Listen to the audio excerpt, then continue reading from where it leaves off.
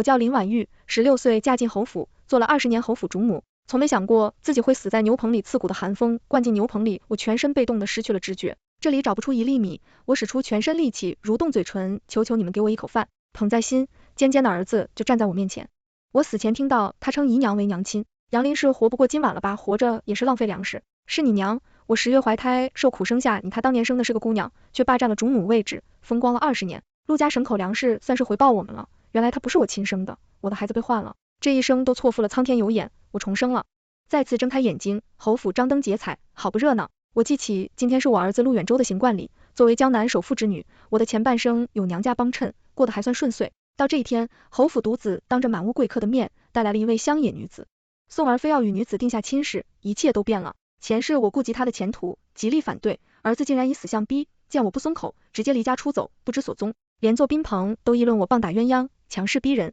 到5个月后，他扶着挺着孕肚的宋荣，跪在侯府门前求我成全我，被迫应下这门亲事，领取宋荣入府。他与姨娘老夫人3人亲密无间，事事于我。从此我在府中行事艰难，孤立无援，恍神间有小厮来请，夫人，宾客们都到了，侯爷请您一步前。听我提了提气，起身走向前厅。前世濒临饿死的感觉记忆犹新，这也是我要换个活法。前厅宾朋满座，苏姨娘梳着勾栏样式的发髻，站在侯爷身后，年过30，还一副娇滴滴的样子。侯爷疼她宠她，连这种正式席面也准了她一个姨娘出来露露脸，完全不顾及我的面子，无视她的存在，直接走到主位坐下。礼地席间该来的还是来了，陆远舟又牵着宋荣贵，就在了我面前一串慷慨陈词。柔儿虽非世家贵女，但是性格温顺，知书达理，求母亲成全。知书达理，真是要笑掉我的大牙，会写自己名字就叫知书了。侯爷听罢，直接摔了一个杯子，大喊荒唐，然后默不作声，转头望向我，这是他一贯的作风，摔东西骂人，就算表明态度了然，都等着我把事情处理好，他再跟孩子说，你母亲要如此，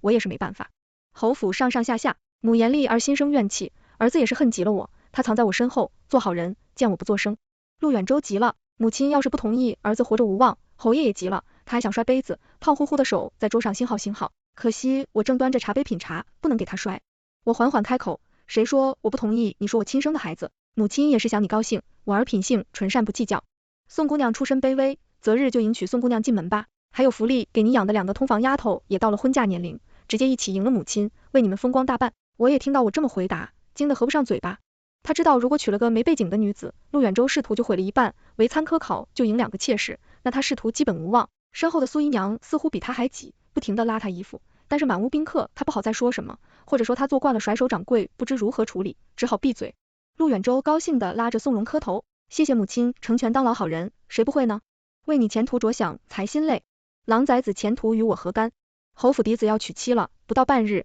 城里已经传遍林氏，你怎么这般无用？格鲁徐是怒气冲冲出现在我的门前后面，跟着梨花带雨的苏姨娘，你就让那乡野村姑登堂入室，王堂侯府主母，你就这么管家，果然是出身商贾人家上不得台面。我手里正拿着一块栗子糕，紧不慢，继续嚼着嫌弃，我是商贾人家，你一个穷掉底的五品官家女，花我钱的时候没见你嫌弃，动不动就拿主母这个名头给我做规矩，我现在可不吃你这套。让我神色淡定，婆母瞪圆了眼睛，吼道。林氏沉默片刻，她的语调又缓和了下来。宋柔做妾尚可，怎么做妻？大字不识几个，这城中勋贵都会耻笑侯府，男人也会笑话你，教子无方，我只好回他母亲。周哥要娶以命相逼，我实在没有办法，外面的虚名我不在乎，嫡子性命重要。前世婆母可是哄着陆远舟，责怪我无容人之量，劝我迎宋柔入府。次日清晨，婆母屋子里的嬷嬷急匆匆来报，夫人不好了，老夫人说要回悠阳老家，行李都打包上了，又来这一招，凡事不随她心愿，就打包行李回老家，出宿不停，人老了惹人嫌。这侯府的糟乱事老身管不了眼，不见为竟不孝婆母事可被休，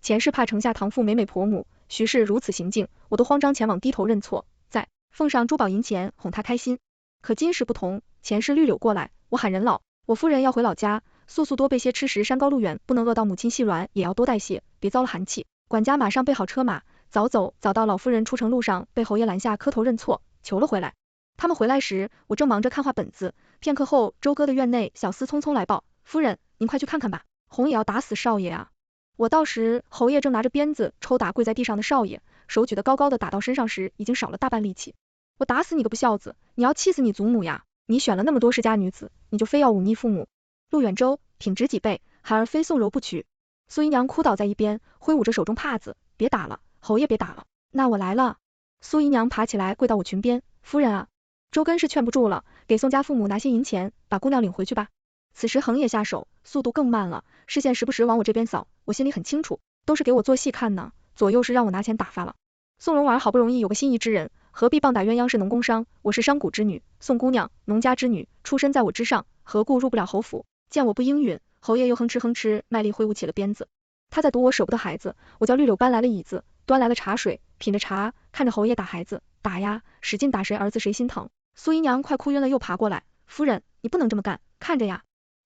怎么啦？我抿了一口茶出，驾从夫侯爷是府上的天，他想打谁打谁。侯爷听我这么说，手也停了下来，我厌厌的打了个哈欠，侯爷打不打了？不打我回去睡午觉了。侯爷闻言惊得瞪圆了眼睛，仿佛不认识我一样淋湿，你教子无方，那和离吧。我平静的答道，和离，你做梦。侯爷气得像胀气的河豚，扔下鞭子，梗着脖子走了，他怎么可能同意和离呢？我嫁进侯府前，侯府仆人越浅，都是经常发不出的，是我苦心经营，贴着嫁妆，把陆家那点祖产越盘越大，还让侯府金碧辉煌，一家人过上了锦衣玉食的日子，他再瞧不上，我也不能放手。这等好日子。回院时候，看着2个通房跪在门口哭，把他们带到我的院中，让绿柳挑了些描写闺房之乐为亮点的话，本子通通给2人拿了去，嘱咐他们好好学。少爷要娶妻，老妇人日日闹着回老家，整个侯府一片乱糟糟，鸡飞狗跳，独自结婚定要风风光光，钱使尽花后，侯府账上不够就赊账。我妈自有我的钥匙去处理，安排绿柳娘家兄帮我找当年的接生婆。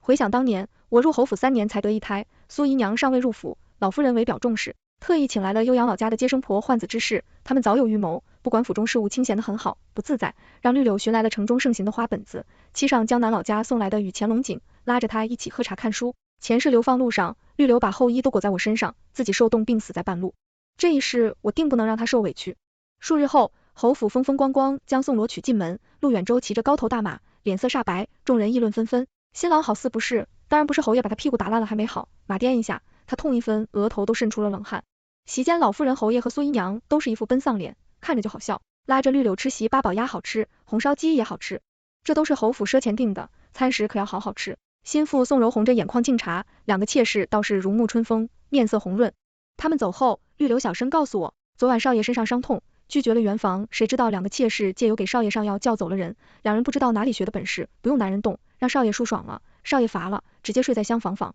找2个丫头有潜力，无师自通，这学无止境。随即我便安排了人去城中烟柳巷子寻功夫最深的师傅，亲自教导2人。宋柔本意欲向我哭诉告状，水汪汪的眼睛望着我，吕还休母亲，我有话不知道怎么讲，不知道怎么讲就别讲。撂下这句话，我就回房吃茶看画本去了。听小厮来报，宋儿跟祖母和苏姨娘哭诉了半日，有时老妇人拉着宋柔的手舍不得松开，看到老妇人身边的其女儿陆云锦都翻了白眼。当天傍晚，老夫人就传我过去见我，张口就是柔儿，娘家薄弱，不比你，她现在是陆家少奶奶，穿戴首饰不能太差，这是侯府颜面。我诚恳地点点头，对对对，你说的都对。老夫人继续道，择日带着荣去金华斋选些衣服首饰，云锦马上要定期了，也带去好好选上一选，真会选啊。金华斋是城中最金贵的首饰铺子，随便一根钗子都上100两银子，在侯府账上不过600两银子，还不够给宋柔买一套铜面，这是想着让我出钱装点陆家门面。做梦，我面色淡然，顺从的应下了一进金华斋，孙掌柜就满脸堆笑的迎了上来，将首饰画册递了上来，这些都是最新的款式。宋柔和陆云锦2人看得欢喜，巴不得都收入囊中。我微笑着说，这些虽然款式新，但是所用宝石都不是最上乘的。我知道你这里有些镇店的宝物掌柜，何不拿出来听我此言？孙掌柜一声好嘞，就让小厮搬出了数十件宝物，通体阳绿的翡翠手镯，鹌鹑蛋大小的蓝宝石，对满珍珠的金项圈，宋柔和陆云紧盯的嘴都合不拢。我笑着跟他们说，喜欢什么尽管选。老妇人既然发话了，定是不能亏待你们。2人哪里见过这阵仗，面色潮红，精神亢奋，瞟花了眼。最后走时，衣服和首饰盒子整整装了半马车。掌柜算了下价钱，足4万两，足够买下1000亩良田。侯府在金华斋本是1年结一次钱，但是此次数目巨大，见掌柜有些犹豫，我赶紧道掌柜不必担心，我们堂堂侯府侯爷在朝为官，还能跑了不成？彻底。孙掌柜就急急上门讨账，一进侯府就发现自己讨账都要排队。前面已有城中大酒楼的掌柜、绸缎庄的掌柜、补品店的掌柜，我让个大掌柜把账单呈上来，喝茶候着，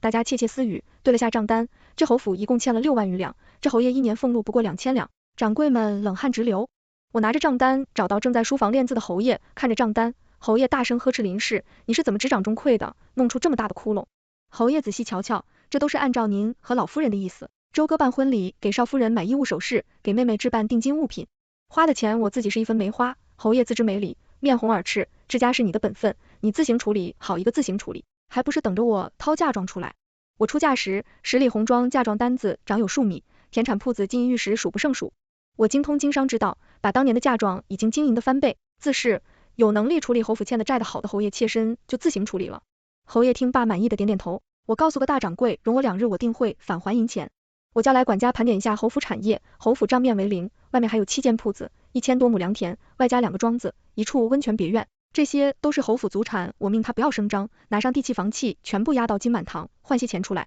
管家大惊，磕磕巴巴，这金满堂是放印子钱的传闻背后，真正主人是太子，日后可就赎不出来了。和轻描淡写道钱用的极按我说的办，无论押价几成，给钱就出手。次日，管家卖光了侯府祖产，拿20万两银钱回来，平了账面，还余近14万两钱用在刀刃上。我寻来陆远州2个妾室，过问他们学习情况。2个妾室越发娇嫩，腰身媚态十足，举手投足间都是诱惑他。他们表示老师教得很好，不过已经没有新意。学无止境，学无止境，我大手一挥，批了1万两，让他们自寻名师，备足学习资料。儿子吃这么好侯，也没有苦守苏姨娘的道理。派人传话给吏部尚书王大人带侯也去春雨楼，快活快活。我有厚礼奉上此人贪财好色，却是侯爷的发小好友。不出几日，门外就有人来报，夫人不好了，侯也被扣在春雨楼了。原来侯也在春雨楼待了2日，赌钱输了几千两，还看中一个小娘子，对此与春雨楼保镖争风吃醋，大打出手，扬言要给小娘子赎身。现在人也睡过了，春雨楼上侯府拿银子被苏姨娘拦了下来。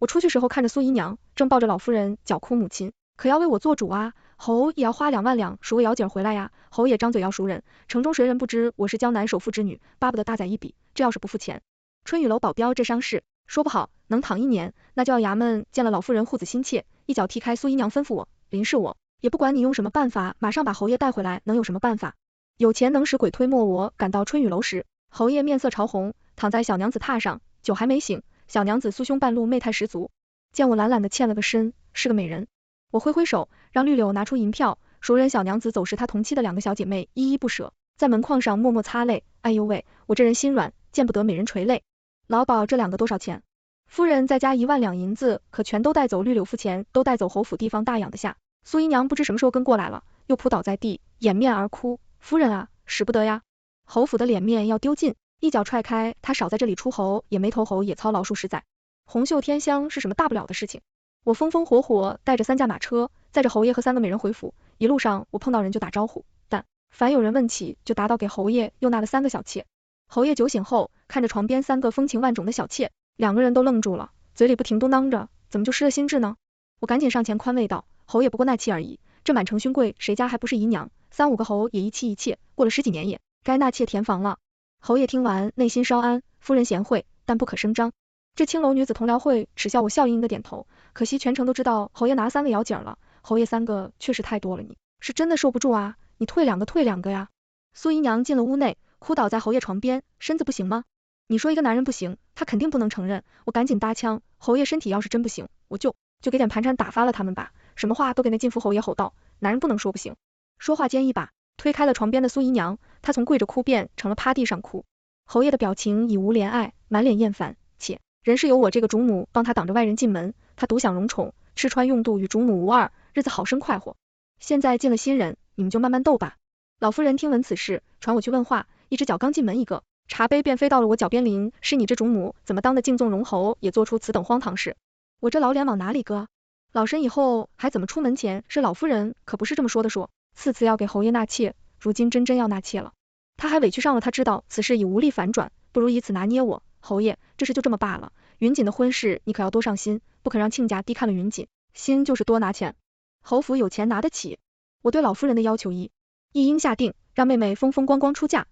云锦的夫婿是圣上面前红人状元郎李靖，前世我是极力反对的，我打听到这状元郎打媳妇伺候他10几年的童养媳，被他活活打死了。我给陆云仅选了秀才陈礼，陈礼虽出身贫苦，但为人和善，才学过人，拜在名师门下，同门昌达，未来可期。因做主将陆云锦嫁给穷秀才，前世他恨极了，我做尽了挑拨离间之事，更是为了攀附权贵，爬上了太子的床，多哥哥倾力扶持太子，他还是被打死吧，我还不用被流放了。次日我就换了云锦过来，对嫁妆单子，陆家就剩下个空壳子，肯定给不出他产业傍身。在陆云锦向来瞧不上做生意，他想要的不过是金银珠宝锦衣华服扫扫。我还想要一套黄花梨的家具，好叫管家快去置办。陆云锦见我对他有求必应，闹得合不拢嘴，开始狮子大开口。金华斋进了一套玛瑙头面，也是极好的买。今天妹妹就去定下季侯府账上，陆云锦拿着嫁妆单子，心满意足的走了大，发了他侯府账上余钱不足5万两了。老夫人对我做的很满意，特意叫房内嬷嬷送了点心过来。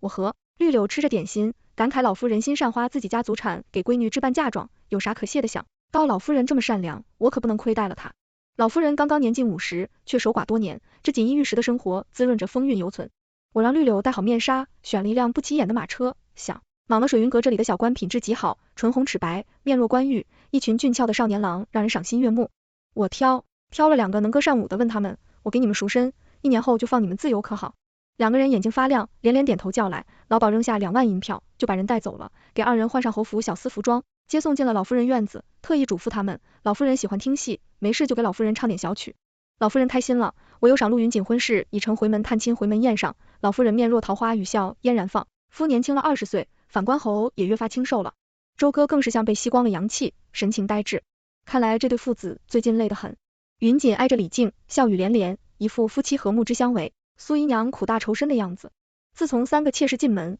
侯爷一次没去过他的房中，这侯府老少妾室众多，一桌子快坐不下了。我盘算着赶紧换个大桌子，让我们一家人好好吃团圆饭。饭后，陆云锦拉着我的手，谢谢嫂嫂给我操办了，这么好的人家肚，是妹妹，福气是妹妹自己选的好人家，这可是你自己选的，哪天被挨打了，自己就好好受着。送走了陆云锦，我给绿柳装扮了一番，带着她去往陈秀才家前，是陈秀才，先是治水有功，升3级后又护驾有功，成了圣上心腹。肥水不流外人田，见了陈母，我从袖口掏出一张房契，推了过去，一点心意，请夫人收下。这是一处5金院的大宅，首府还要靠近宫城。陈家出身贫寒，陈秀才清廉至今，母子2人也仅仅住着一处近郊小院而已。他磕磕巴巴道，使不得，使不得。我赶紧拉过绿柳的手推，到陈母面前道，这是我林家一妹，年方18，尚未婚配，陈林2家要是结好我林家除了这处宅院，还愿再添18台嫁妆。当天，陈母就与我定下了婚期。开陈家时，绿柳还萌萌的傻孩子，你的夫人我呀，穷的就剩下钱了，生不带来，死不带去给那。一群狗东西花，不如花你身上侯府的钱流水一样花了出去，没了我的节制，全府上下一片奢靡，大家全当花着我的嫁妆，毫无节制。不出3月，账上银钱已经不足1万两了。天，我收到了绿柳家兄从悠扬老家的传信，按照接生婆所说，印记确认小姐上在送养在悠扬一夫户夫人，不必担心收到女儿消息。我恨不得马上赶去见她，但我知道现在还不是时候。很快，陆远舟这个好蛋儿就又登场了。陆远舟学堂师傅上门请辞，这老师是我花高价从江南娘家请过来的，今日表示令郎日日昏昏欲睡，朽木不可雕老，身实在教不了，请辞回乡听闻名师要走。苏姨娘赶紧拉着陆远舟过来赔罪。多日未见陆远舟瘦成了黑猴子，这2个确实太好学了，再学下去早晚要了周哥的命啊。陆远舟学着他爹梗着脖子的死样回到母亲，儿子不善读书，这学堂上着也是浪费精力，不如另谋出路。周哥说的对，360行出状元，老师暂且留下吃个午饭，我让管家备好车马送您归家。陆远舟不可置信地望着我母亲，此话当真？还是我是最紧张他学业的，每他想拿捏，我就会以心情不佳不想上学为借口，为了让他学业有所建树，他的要求我是尽力满足，真比金子还真。你不是读书的料，母亲不逼你我，让管家把侯府账上的银票都拿了过来，一把塞给陆远舟。周哥先拿着这些银子，明天母亲再凑2万两给你看看什么生意好做，寻个营生去。听罢，陆远舟扑通跪倒在地，母亲还是您疼我，一边磕头一边道，谢谢母亲，谢谢母亲切。这他师傅摔了茶盏，拂袖而去，粗鄙不堪，全家都疯了。管家备车送老师一程，我急忙喊苏姨娘忍不住叫喊起来，林婉玉，你疯了，你这是要害死周哥呀，他这般年纪不读书，能做什么？他除了败家还能做什么？苏氏，别在这里找晦气，我对周哥有信心。陆远舟完全不管，他拿着银票开开心心走了。苏姨娘坐在地上，手拍着地嚎啕大哭，我看他倍感好效果，真是谁的儿子谁着急，他也是明白读书重要的钱，是他为了拉拢周哥，经常给他逃学打掩护，鼓励他跟我对着干，说他是经商奇才，怎么真让陆远舟去经商了？他就哭上了晦气。纵使他哭得昏天暗地，侯爷和老夫人也没过来看一眼，他们房里人多热闹没？空顾及这些杂事，我也要忙着给周哥再凑2万两叫来管家，拿上侯府房契去金满堂看看，产能压多少钱。侯府家大业大，需留些时日给我们搬家，我们可以让价。管家听罢连连摇头，夫人，这可是祖宅啊，祖宗泉下有智慧生气的，我示意他不要声张，可以送他儿子进白鹿书院。瓜儿子虔诚管家马上转口，夫人执掌中馈全听夫人安排侯府大宅换了10万两银子出来，差人赶紧给陆远州送了2万两，陆家嫡子敞开了花，没毛病，我这院子片刻不得安宁过。过几日有小厮来报，老夫人身体不适，腹部肿胀，不时呕吐。老夫人身体不适，叫我何用？请大夫啊。小厮回道请了大夫了，大夫说老夫人病情复杂，务必请您过去。到了老夫人院中，大夫不示意我私下说话，我和他走到凉亭处，他压低声音说，恭喜夫人，家里要添丁了。老夫人怀孕已经4月有余，这大夫意思明显，他等我来，无非是想敲我一笔封口费。冷淡的看着他，清了清嗓子，高声喊道，庸医啊，庸医，老夫人怎么能怀孕呢？你个骗子，造谣老夫人！我喊人，来人，把这个庸医扔出去，快给我扔出去！人把大夫扔出了侯府，没拿到诊费白跑一趟，还被人羞辱。这大夫坐在侯府门前不肯走大，声叫嚷，我没整错，老夫人就是怀孕了，不信可以再找别的大夫来看。堂堂侯府无我生育，欠我诊费，他一直在侯府门口闹着，门口百姓越聚越多了。夫人禁闭房门，自己在里面哭泣，不肯见我，既然不理我，那我就只能回院喝茶看画本子了。等到把侯爷下朝回来，见此情景，急忙掏出身上的1袋银子，封上了大夫的嘴，送走了。见他回来，抢在他开口前先发声，侯爷给那无赖钱做甚？他竟然诊断母亲怀孕了，这真是天大的笑话！姓死了快20年，母亲年近50，自己一个人竟然能怀孕了。侯爷气得浑身颤抖，用手指着我，你，竟一时语塞，一把推开我，径直向老夫人院中走去。是清晨，我正在用早膳，绿柳急忙跑来跟我报告夫人，侯爷昨天在老夫人院中闹到半夜，换了3波大夫，老夫人应该是真的怀孕了。侯爷发了好大脾气，把老夫人院中能砸的都砸烂了。今天还告了假，说自己没脸上朝，我拉着他坐下一起吃饭，或者听他讲不知侯也要给老夫人喝什么药，老夫人死活不肯。侯爷已经差人接大小姐回来了，让大小姐劝老夫人，我告诉绿柳，应该是打胎药，老夫人信佛，不忍杀生吧。老夫人不忍堕胎，人事却指导我断气，也不曾出屋看我一眼，去接陆云锦的婢女小厮，等了1天也没见到人。状元郎一句，夫人身体不是不宜回家，改日再回家探望，就给打发了。想来距离上次回门宴也有，都4、5个月了，陆云锦一次没回来过，估摸着已经被打得见不了人了吧。侯也没等来，妹妹就自己亲自动手给老夫人灌了药。当晚，老夫人的哭声一直回响到半夜，侯也拉上3个美妾，喝到半夜醉成烂泥。我趁着侯爷醉酒，去往他的书房，仔细翻找他与太子结党营私的证据，在书房卧榻茶凳下找到一处暗格里，还放着他与太子往来密信。侯爷在最新的信中信誓旦旦向太子承诺家妻财产丰厚，可支持太子成事还好醒，还没送出去，吓得我赶紧烧了狗东西，自己找死，还要拉上我服武双至，祸不单行。侯爷酒还没醒，赌场保镖就押着陆远州上门讨债了。原来在陆远州寻了几天生意，不是嫌弃利润低就是嫌弃累，唯有赌博，一本万利，直接拿着我给的银子进了赌场，不仅输光了所有本钱，还欠了5万两。哎呦喂，这不巧了吗？刚跑侯府账上还剩5万两，现在赌场的人表示不拿钱就砍了他的1只手。苏姨娘爱子心切，这个扑通跪倒在我裙边，抱着我的腿哭喊着，夫人啊，救救周哥呀，他可是侯府唯一血脉啊。前世也没发现他这般喜欢趴在地上哭，莫不是什么4脚动物转世。我一脚踢开苏姨娘的哭，什么哭烦死了。各位放心，我这就拿钱。随即传管家把侯府钱匣子抱来，拿了5万两银票出来。陆远州也是受了惊吓，坐在椅子上惊魂未定。宋蓉儿学着苏阴阳的样子，哭哭啼啼扑到他脚边，相公可不敢再赌了，那咱们就去学堂踏实读书。陆远州回过神来，看着他穿金戴玉，满头珠宝，气不打一处来，一个巴掌扇过去，你个村妇还管起老子来了瞎，鹤颜娶了你这个败家女人，真爱不过如此，男人从来靠不住，纵使你是心头白月光，没了价值，一个不顺心也要打上2巴掌。陆远州眼睛通红，向我跪爬过来，母亲，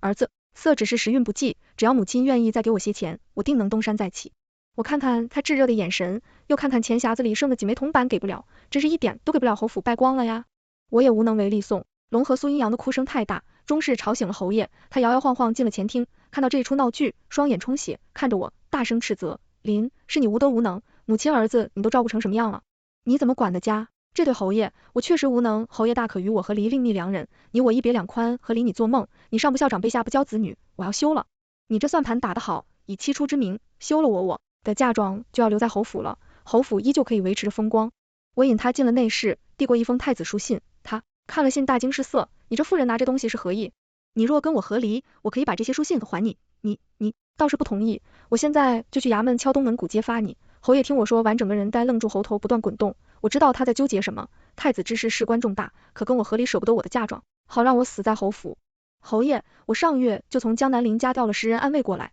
你动不了我，你能选的只有和离。我摔了个茶杯，暗卫射出一箭，直中内室房梁中央。侯爷受惊，加上宿醉一个，趔趄坐到了地上。好，别射了，别射了，我同意和离。事不宜迟，我拉起尸魂。落魄的侯爷命管家被车速前往衙门，过了官府手续，从此我与侯府再无瓜葛。在给绿柳准备宅院的时候，我在隔壁也买下了相同规格的院落。我调出10人暗卫，直接变成搬家队伍。绿柳拿着嫁妆单子和我私库账单一项项核对，指挥人搬箱金银珠宝搬出府去，好不热闹。这侯府的珍贵数目，其实假山黄花梨家具厨房的补品花费皆出自我的私库，一样不能留权带走数，都给我挖走。终于收回了自己的财物，我感觉浑身舒畅。再看侯府已经回到了我刚入府时候的样子，